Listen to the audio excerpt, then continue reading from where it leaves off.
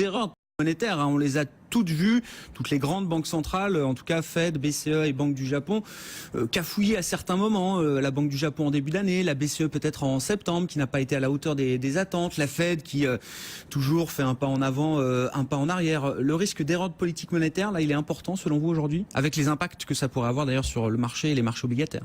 Oui, je pense que la BCE doit fortement y penser, de par justement l'inflation sous-jacente et le prix des matières premières, les politiques des autres banques centrales, Japon et Fed, les effets que ça peut induire, donc les plus et les moins sur des secteurs, je pense à la finance et les impacts aussi sur les États.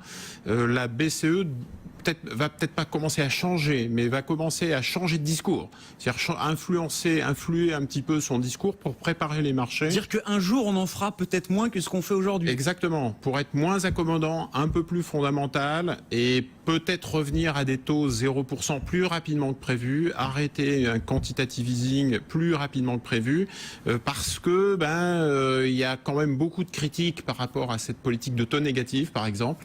Donc moi, je pense qu'il faut commencer à s'y préparer, peut-être un retour vers les 0% plus tôt qu'anticipé, qui pourrait finalement, en fait, de manière contre-intuitive, être plutôt positif pour les marchés, peut-être redonner un peu de baume au cœur au secteur bancaire. Donc c'est des éléments qu'il faut commencer à avoir en tête. Ça, ce sera une histoire de 2017, vous dites? Exactement, plutôt début 2017. Merci beaucoup, merci à vous deux. Merci Geoffroy d'avoir été avec nous par téléphone. Geoffroy Lenoir, responsable de la gestion taux souverain euro chez Aviva Investors. Et merci à vous Jean-François Beck qui nous accompagnait pour cette première demi-heure, directeur général de Morningstar. On marque